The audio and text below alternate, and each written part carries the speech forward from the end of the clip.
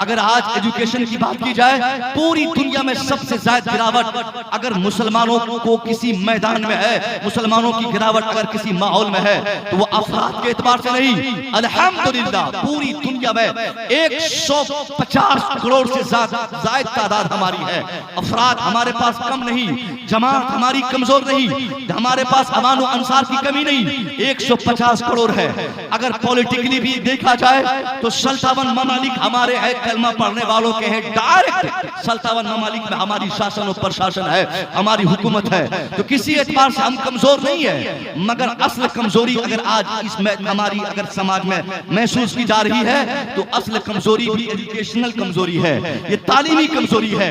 तालीमी गिरावट आज हमारे माहौल में इस तरीके से बेचैनी का एक सबब बन रही है कि अब हम बता नहीं सकते। मुसलसल 1 साल हो गए, हिंदुस्तान के तकरीबन 100 से ज्यादा बड़े जलसों से मैंने लोगों को ये पैगाम दिए, ये खिताब में मैंने लोगों को मैसेज दिया कि साहब आज की समस्या का समाधान आपके लिए वही समाधान है जो इस्लाम बताता है, वही पैगाम है जो इस्लाम कहते आया है। आप पढ़ाई पे तवज्जो दें, आप तालीम पे तवज्जो दें, अपनी औलाद को पढ़ाने पर तवज्जो दें। मगर आपने क्या किया, आपने पूरे समाज को मजदूरों के समाज में डाइवर्ट कर दिया।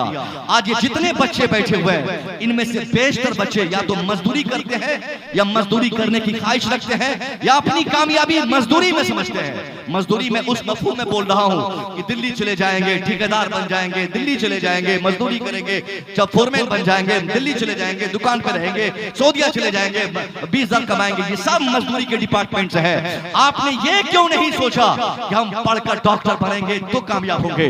आपका दिमाग ये फैसला क्यों नहीं किया कि मेरा बेटा दिल्ली में जाकर मजदूरी नहीं करेगा, मेरा बेटा घर पे रह के पढ़ाई करेगा, मैं जमीन बेचकर इनको डॉक्टर बनाऊंगा, मैं जमीन बेचकर इनको इंजीनियर बनाऊंगा। आज अगर आपका दामन पकड़ के इन बुजुर्गों के सामने 2-4 सवालात मैं करूं, आपको भली भांति ये बात मालूम है कि हमारे दुश्मन मुकम्मल तौर पर आज की तारीख में एक्टिव है, मुकम्मल तौर पर एक्टिव है, और वो इस कदर एक्टिव है कि वो जब चाहे, जहां चाहे, जिस तरह चाहे हमें दबो सकते हैं। साहब, एक मुख्यमंत्री की कुर्सी पर बैठने वाला चंद मिनट में जेल में नजर आता है, ये कुव्वत उनको हासिल है। मुख्यमंत्री की चेयर पर बैठने वाला वो अपनी राह खो देता है, बीवी से अलग कर देता है, उनको लोग कर देते हैं, और वो तबाही अपने निगाहों के सामने मुलाजा करता है। तो आप और हम किस खेत की मूली है, क्या औकात उनके सामने हमारी क्या हैसियत है? अगर आपने ये ज़हन बनाया है ये बुजुर्गों का हिंदुस्तान है, हम नहीं भागेंगे, ये गरीब नवाज का हिंदुस्तान है, हम नहीं भगाए जाएंगे। अभी से 2 घंटा पहले मैं एक जलसे में मजवा, ये क्या बोलते हैं, ये सीतामढ़ी जिले में मैंने कहा था कि आप बोलते हैं कि गरीब नवाज का इलाका है, नहीं जाएंगे, आपकी उठनी को जो लोग नहीं हटा पाए तो आपके बसाए हुए लोगों को कैसे भगाएंगे? अजीब तमाशा है, किसने कह दिया कि नहीं भगा पाएंगे? भगा रहे हैं, मार रहे हैं, हमारे बच्चों को जेलों में डाल रहे हैं, और आप नारा मारते रहिए। गरीब नवाज के किरदार पे अमल होता तो ये कह सकते थे, गरीब नवाज की गुलामी का किरदार हम पेश करते तो कह सकते थे। हम सिर्फ नारा लगा के अशआर में, जुमलों में, खिताब में ये सब बोलकर हम सिर्फ माहौल को सिर्फ एक इमोटिव करते हैं, माहौल को साजगार बनाने की कोशिश करते हैं। असल में ये है कि वो जब चाहेंगे तब हमें उखाड़ फेंकेंगे। 5 मिनट में 5 मिनट नहीं लगेंगे उनको, जो बंद करना चाहेगा वो बंद होगा, जो करना चाहेंगे वो कर देंगे, क्योंकि सारी कुव्वत उनके पास है। उनके पास 100 से ज्यादा तहरीकें हैं, 100 से ज्यादा तंजीमें सिर्फ इसलिए उन लोगों ने बनाई है कि हमारे वजूद के खात्मे के लिए वो तंजीमें काम करें। मुसलमानों को टारगेट में लेकर वो तंजीम हमेशा एक्टिव रहती है। हमारी मस्जिदों को, हमारे इदारों को, हमारी खानकाहों को, हमारे बुजुर्गों को, हमारे अफराद को, हमारे लोगों को हमेशा वो तंजीम टारगेट करती है। 100 तंजीमें काम कर रही है। आप और हमने कितनी तंजीमें बनाई है? एक बताइए, एक तंजीम बताइए जो आपने सेल्फ डिफेंस के लिए बनाई हो। एक तंजीम नहीं बना सकते, नहीं बता सकते। हाँ, एक तंजीम आपके पास होती है, सालाना उर्स कमेटी, जो जलसा कमेटी, नौजवान कमेटी। ये क्या जलसा कमेटी साहब? जलसा के लिए कमेटी की क्या जरूरत है? हुजूर साहब किबला से पूछिए, बड़े बड़े शहरों में 1 सेठ साहब आते हैं अकेले, 5 पीर, 10 खतीब, 10 शायर, 4-5 नकीब, सबको बुलाकर भरपूर नजराने देकर शानदार बिरयानी बनाकर खिला देते हैं, चले जाते हैं। जलसा कराने के लिए नौजवानों को की कमेटी बनाने की क्या जरूरत थी? कमेटी अगर आपको बनानी है तो जलसा के लिए नहीं, सालाना किसी बुजुर्ग के नाम पर उर्स के लिए नहीं, वो सब ऐसे ही हो जाएंगे, 2 लड़के मिल जाएंगे, काम हो जाएगा। कमेटी बनाइए किस लिए? ताकि आप अपना डिफेंस कर सके, अपने तहफ्फुज के लिए कुछ काम कर सके, अपनी हिफाजत के लिए आप एक्टिव रहे। कोई तंजीम हमारे यहाँ नहीं। आपके दुश्मनों के पास तंजीम है, उनके पास अफराद है, उनके पास नॉलेज है, उनके पास स्किल है, उनके पास हुनर है, उनके पास तहरीक है। आपके पास क्या है? आपके पास जो आपके बच्चे हैं वो मजदूर हैं, आपके बच्चे जो है वो कहीं के गुलाम हैं। हैरत की बात यह है कि आपके मुकाबले में जो लोग खड़े हैं वो आज हिंदुस्तान की उन कुर्सियों पर काबिज है या उन ऑफिसेस में उनकी हुकूमतें हैं जिन ऑफिस में हमारे बच्चों की औकात पानी धोने की भी और झाड़ू लगाने की भी नहीं।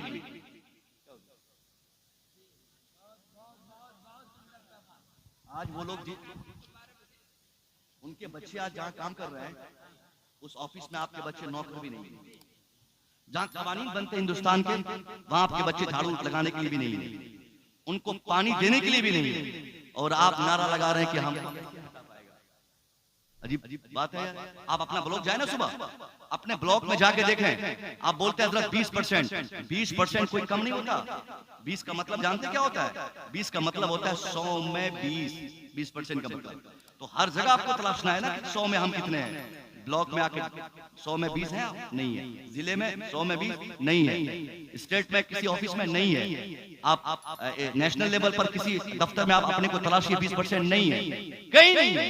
जी हालत में 80%, बेवकूफी में 80%, बेरोजगारी में 80%, वहां हम मिल जाएंगे। मगर कामयाबी के जो रास्ते हैं वहां पे हम 20% अपने को तलाशे नहीं मिलेंगे। सब वही लोग ऑफिस में, ब्लॉक में, कलेक्ट्रेट में, कचहरी में, कहीं भी आप तलाशिए उनके अफराद हैं। तो जब हर जगह उनके कब्जे, उन लोगों ने कब्जा कर रखे हैं, तो उनके ऑफिस से या वो लोग अपने दफ्तर से आपकी हिफाजत के लिए कैसे चिट्ठियां लिखेंगे? आपका काम कैसे करेंगे? आपको इसके लिए खुद समाधान करना पड़ेगा। अपने बच्चों की तालीमात के लिए खुद काम करना होगा। तो ये क्यों नहीं करते आप? ये काम तो नहीं होगा। सीधे ट्रेन पकड़ाइएगा, दादर एक्सप्रेस, मुंबई भाग जाएगा बेटा। क्या करेगा मुंबई? 10 साल कमाएगा, 15 साल कमाएगा, 20 साल कमाएगा, 40 साल कमाएगा। 20 साल का बेटा 60 साल की जब उसकी उम्र होगी, उस वक्त जब वो मधवापुर आएगा या मधुबनी आएगा, 2 कमरे का मकान, बहुत अच्छी तनख्वाह होगी तो 1 स्कॉर्पियो गाड़ी, और अच्छी तनख्वाह होगी तो शहर में कहीं पे 1 कट्टा जमीन। इसके अलावा और कुछ नहीं। अगर उन्हीं बच्चों को आप अभी मजदूर न बनाकर आप उनकी तालीम की फिक्र करते और कायदे से उनको पढ़ाते, तो 10 साल के बाद वो फिर मुंबई जाता, तो मजदूरी के लिए नहीं, डॉक्टर बनकर जाता, इंजीनियर बन के जाता, वो साहब काबिल बन के जाता, और अपनी काबिलियत की बुनियाद पर वो सिर्फ न सेल्फ डिफेंस में काम करता, बल्कि उनकी काबिलियत इसके लिए काफी होती कि वो अपनी भी हिफाजत करता, माशरे की भी हिफाजत करता, सोसाइटी की हिफाजत करता और पूरी कम्युनिटी की हिफाजत करता। मगर ये शऊर हमने अपने बच्चों में डाला। बगल में किसी ने मकान बना लिया 2 मंजिले का, बेचैनी आ गई हमारे अंदर। बेटे को हमने कहा, अरे मैट्रिक हो गया ना, चलो पढ़ना लिखना सीख। मैट्रिक पढ़े लिखों में उनकी गिनती नहीं होती है। इंटर पढ़े लिखे लोग पढ़े लिखों की सफ में वो नहीं आते हैं। मैट्रिक पढ़ लेना ही आपके बच्चों का काफी नहीं है। मैट्रिक तो तालीम की इब्तिदा है साहब। आपके बच्चे मैट्रिक में भी नाकाम हैं। मैंने 50,000 के इनाम का ऐलान किया अभी उस जलसे में। बिहार के 2024 में, 2023 में, 2022 में जो 10th का एग्जाम हुआ, टॉप 10 जो बच्चे आए, आपके लिए भी ऐलान है। टॉप 10 स्टेट लेवल पर पूरे बिहार में जो 10 बच्चे टॉपर्स थे, 10 टॉपर्स, उन 10 टॉपर्स में कोई एक बच्चा इस आबादी का भी अगर हो, आप जानते हो तो मुझे बता दीजिए। कोई एक लड़का 10 में से नहीं है। हंस क्या रहा है भाई साहब? हंसे नहीं, आपका चैनल चले, अच्छी बात है। इधर बात कीजिए ना, और तो सुनिए। 10 टॉपर्स 1 से लेकर 10 नंबर तक बिहार में टॉप करने वाले बच्चे मैट्रिक में कोई है? रामपुर मधुपुर का, बगल के गांव का, 10 गांव को मिला के जोड़िए, टॉप 10 छोड़िए, टॉप 100 में बताइए। नहीं। अब बताइए कहां गया 20%? अरे 10%, 10 कामयाब तरीन बच्चों में उसमें 2-4 हमारे होने थे ना। नहीं, नारे के सहारे से क्यों जीना चाहते हैं? हमारा ईमान और ईमान लाने की भलाई, कुरान पर अमल करने की भलाई बहुत हद तक दुनिया में मिले न मिले, आखिरत में तो हमें मिलेगी ही। हम मुसलमान हैं, इसकी सारी भलाई हमें आखिरत में। मगर जिस समाज में हम रहते हैं, हमें जिसके मुकाबले में अपने को लाना है, जो कौम हमारे मुकाबले में है, उनके मुकाबले में हम अपने आप को ला के देखें कि हम किस हद तक उनके मुकाबले में अपने को ला सकते हैं। एक एंगल से भी हम उनके मुकाबले में नहीं,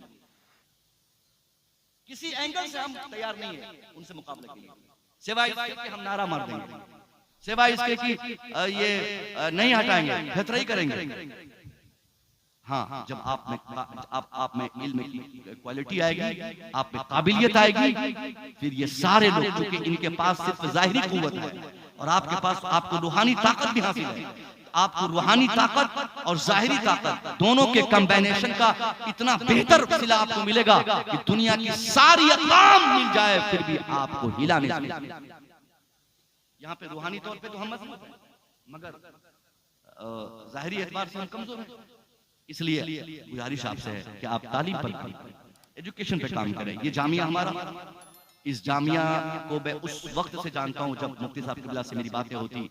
मैं खेतों में काम करता था, क्योंकि मैं किसान का एक बेटा हूँ।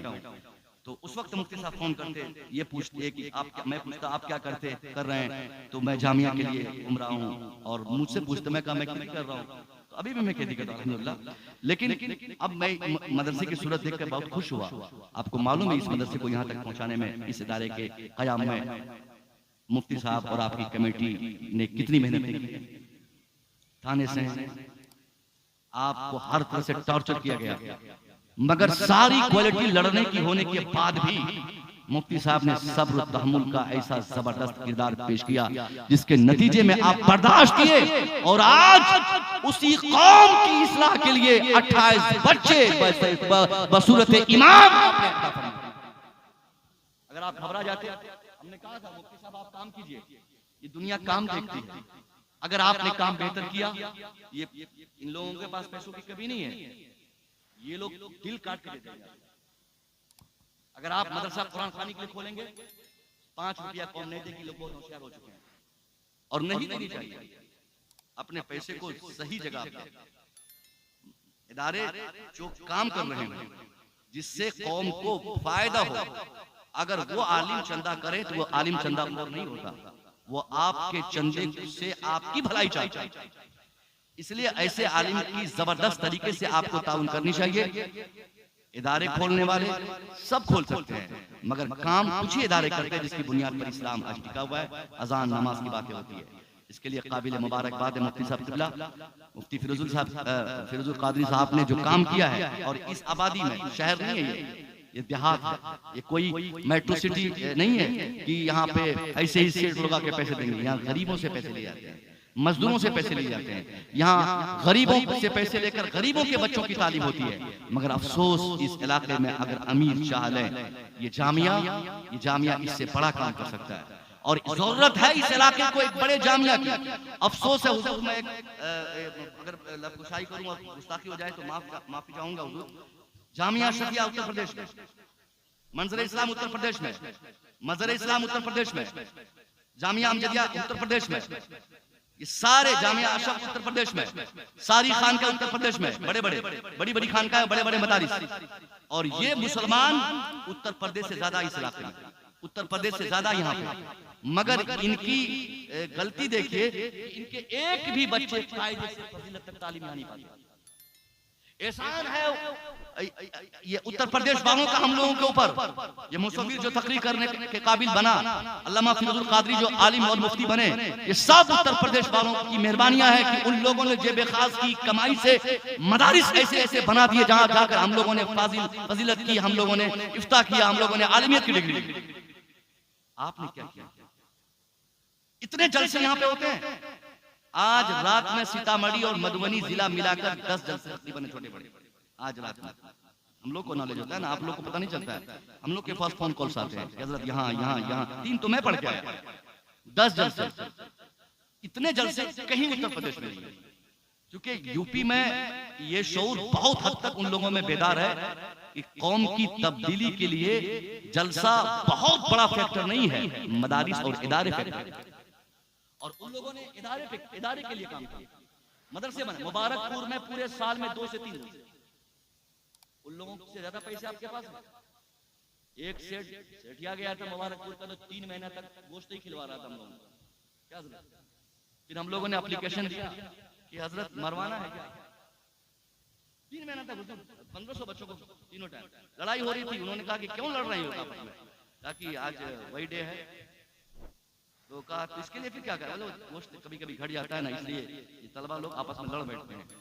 उन्होंने फोन किया मास्टर साहब को, बोला कि आपसे कल से डेली शुरू कर दो, जब तक माफी नहीं मांगे।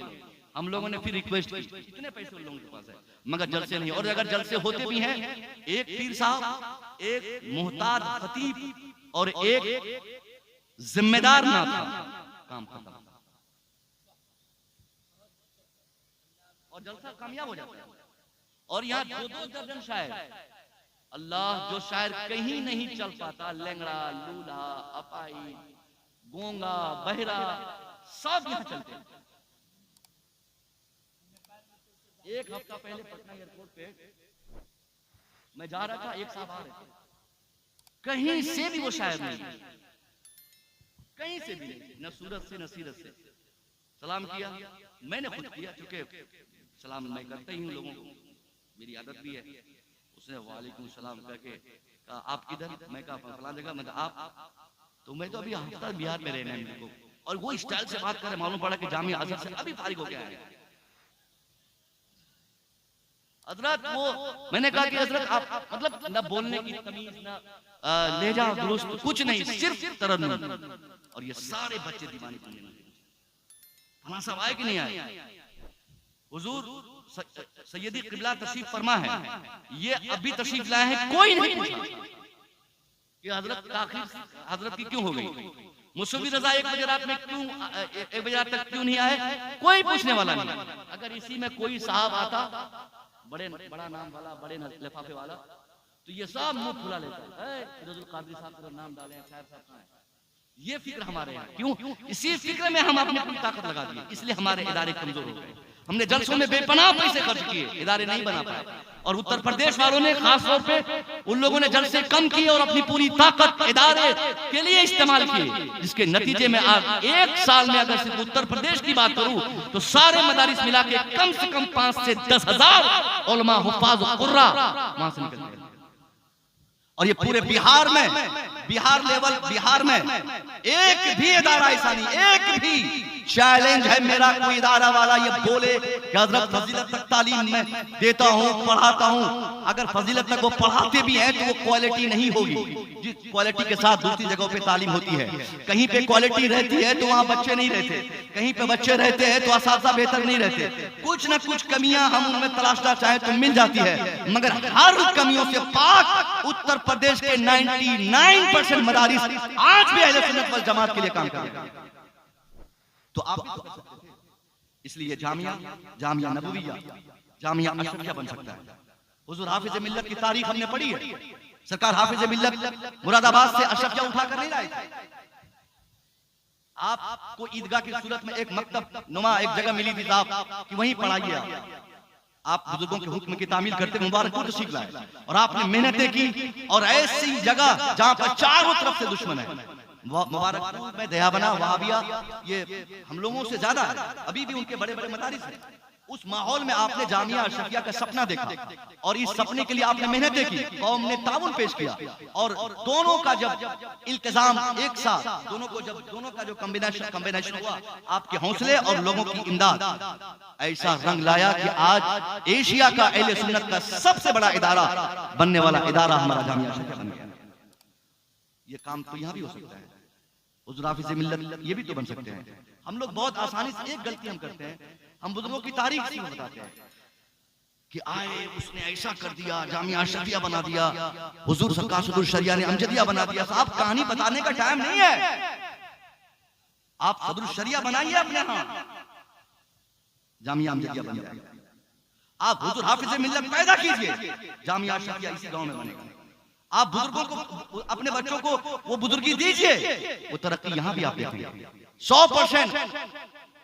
हमारे बुजुर्ग ने जो काम किए उनकी तारीख दोहराए, मगर वो क्वालिटी अब हम पैदा करें कि हमारे बच्चे हाफिज मिल्लत ना ही सही, कम से कम हाफिज मिल्लत के नक्शे कदम पे तो अमल करने वाला बने। इसलिए गुजारिश की मेरी आपसे, आपके पास जब भी जामिया नबविया के लोग जाएं, आप बड़ी मोहब्बत पेश करें, बढ़ चढ़ कर आप हिस्सा लें। आप इनके ताउन और इनके कोऑपरेशन में आप अपनी भलाई देखेंगे। मौफी रसूल कादरी साहब के पास वो सारी क्वालिटी है। आप अब भी जाएंगे गुजरात, मुंबई में 50,000 रुपया महीना दारुल इफ्ता वाले, मदरसे वाले आपको देने को तैयार हैं। वहाँ रह कर ये कमा कर खा सकते हैं, मगर समाज की बुनियादी जरूरतों की तकमील के लिए आपने जो इदारा खोला, अब समाज के लिए भी को चाहिए कि हर तरह से इनकी मदद करे, वरना छोटे मोटे मदारिस तो हमेशा बनते हैं। कहीं सुनने को मिल जाता साहब कोई नाजरा पढ़ने वाला बच्चा दस्तार दे दिया। अभी एक इश्तिहार पढ़ा हुजूर हमने, उसमें यस्सलम कुरान पढ़ने के बाद दस्तारबंदी दी गई। हाँ, मेरे आपने मुफ्ती साहब पढ़ा था कि नहीं? ये नाजरा नाजरा नाजरा अल्लाह, आप तो 2 कदम से आगे हैं। मैंने तो सिर्फ पढ़ा है लेकिन देखा नहीं है। नाजरा पढ़ने वाले बच्चे नाजरा पढ़ रहे, दस्तारबंदी हो गई। अब क्या है भाई, तमाशा नहीं तो क्या, वो कौम का जालिम है, वो आदमी जुल्म है कौम पर। इनमें पहले क्वालिटी पैदा की, आज इनको आप मजबूती के साथ पढ़ाइएगा नहीं और सिर्फ दस्ता दे दीजिएगा, ये भी कूदने लगेगा। और इस कूदन भागन में ये सोचेगा कि मैं भी काबिल हूं, फिर 5 साल के बाद यही लोग शायर आजम बन जाएंगे, फिर इधर वाले खतीब आजम बन जाएंगे। तालीम नहीं होगी। मैं पिछली बार बताया था, तालीम की कमजोरी की बुनियाद पर ही शोरा की और खुतबा की तादाद बढ़ती है। आज भी जो अच्छे पढ़े लिखे हमारी नजरों में है, उनको स्टेज से बहुत एलर्जी है, क्योंकि हमने स्टेज को दूसरी सूरत दे दी है। बहरहाल नाजरा की तालीम ये बुनियादी तालीम है, उसकी तौहीन में नहीं करता, मगर नाजरा अगर कोई पढ़ाते हैं, मेहनत से पढ़ाएं, हिफ्ज़ कराएं, हमारा पूरा सपोर्ट आपके साथ है। मगर किसी के भविष्य को, मुस्तकबिल को डार्क में न रखें, इस बहुत गुनाह होगा, आपको बहुत अज़ाब मिलेगा। दुआ है मौला ताला बोलने में मुझसे, सुनने में आप सामीन से जो खता भी हो, अल्लाह